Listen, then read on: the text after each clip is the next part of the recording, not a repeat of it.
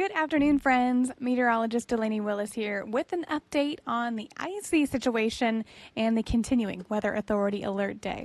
For the remainder of the evening hours, and this will run through 7 a.m. on Thursday, we will see more ice accumulating in the area that will bring about those icy travel conditions.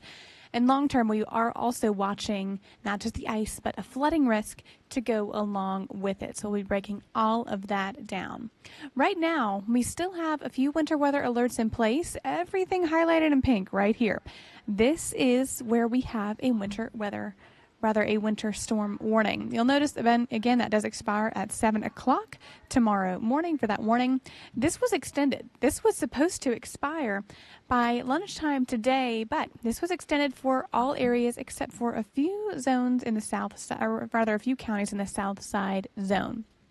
So we will continue to see the icy conditions, and that is why the Weather Service did extend that warning as well. And as you can see, this mess outside right now, this is exactly why we had this warning extended. All of the pink showing up on this latest radar scan is illustrating where there is sleet, where there is freezing rain, and some plain old rain mixed in parts of the south side, Lynchburg zone, and the NRV even.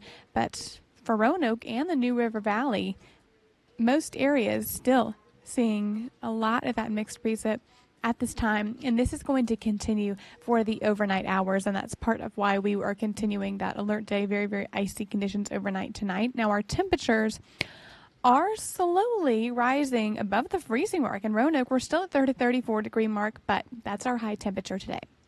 Once temperatures begin to fall in the next 2 hours or so after sunset, that is when we'll still be seeing the rainfall moving in. We'll still have that precip. And with those cooler temperatures to go along with it, that will provide us with more mixed precipitation and the icy conditions back in the region. So now we're still either at or just barely above freezing for most of our areas, barring Floyd County, 31 degrees currently. Hot Springs, 32. Bedford, 32 as well.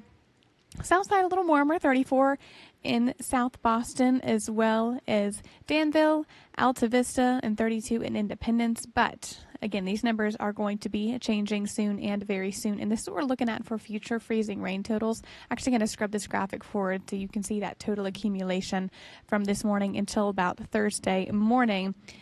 We are still going to see anywhere from during the day today, we have already seen and will still see about a quarter of an inch of ice to even 3/10 added to all this for the totals today and into tomorrow morning. And that will make for hazardous travel conditions both this evening and early tomorrow morning. So commutes will be dangerous in some portions that roads are not treated as well. But anyway, you cut it. You can't plow ice. That's what it comes down to. Snowfall, yes, we can get that out of the way as best we can. But these icy conditions, especially black ice on roadways, refreezes as our temperatures plummet these next couple of nights. All in the equation. Road conditions currently are looking at least a little bit better than last time we chatted at about 2 o'clock. You'll see some parts of the New River Valley, Roanoke as well, and even in the Highland zones especially, still showing those very icy road conditions. But south side, part of the Lynchburg zone as well, just seeing the wet roads right now. And that is also because of the rainfall that is truly just plain rainfall right now. Now, I do think that this map will look different as we head into the overnight hours and wake up tomorrow morning. I do think it will look different because of the amount of freezing rain that we will continue to see overnight as our temperatures are still below freezing, and the road temperatures also playing a big role in this. So let's take a gander at our current road temperatures. Still below freezing, barring South Boston, where they're just seeing rainfall at this time. Roanoke, 30 degrees right now. Blacksburg, 28.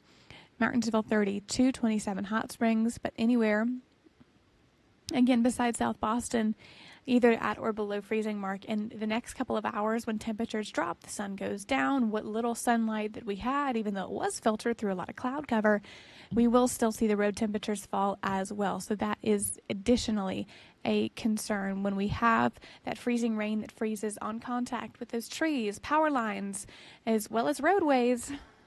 On already below freezing road surfaces, it's not a good mix at all. So do take precautions and take things slow if you do have to be out on the roadways. Let me also go through a few of the freezing rain totals with you. We have seen a lot of ice, and that's been one of the biggest concerns with this storm. Nathalie received nearly, we're bumping right up against that 3/4 of an inch. They received 63/100 of an ice. Pilot, same story. Bent Mountain, about 6/10. Same for Lynchburg. Blacksburg was right at that half-inch mark of ice accumulation. Just a reminder, this is ice, straight ice, and it is very dangerous, and this is a good amount as well, and this is also why we have seen widespread power outages.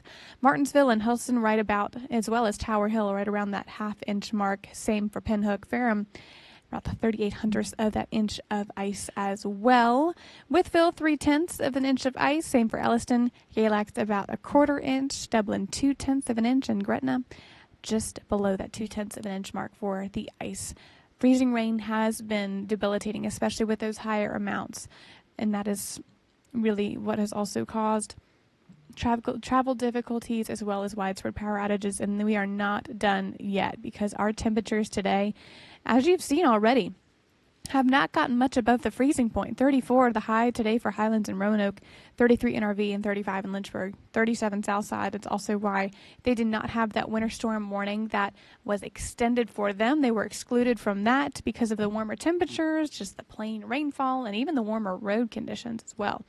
So they're not necessarily seeing at least the brutally cold conditions, but most of us going to be seeing warmer temperatures tomorrow.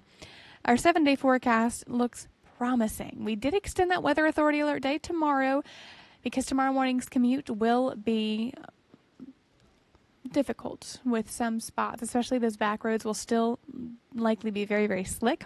But take note, Thursday, high temperature of 49 degrees, so we will warm things up. We'll still see a little rainfall to close out the early morning hours for Thursday, but after sunrise, we'll likely be staying fairly dry, especially as we reach the lunchtime hour.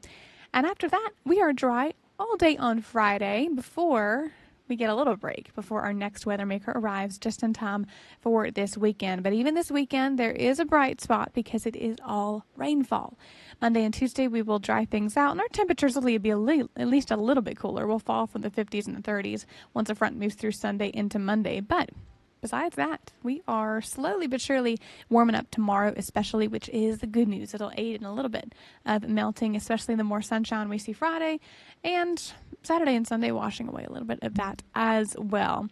And we are going to continue to keep you updated in terms of these ice accumulations and what we will continue with seeing this evening, with addition to not just the ice, but even the rainfall and what melting we see and how that does bring in those flooding concerns, especially as we're looking towards the rainfall next weekend. But that is all for now. We will continue to keep you updated on air and online.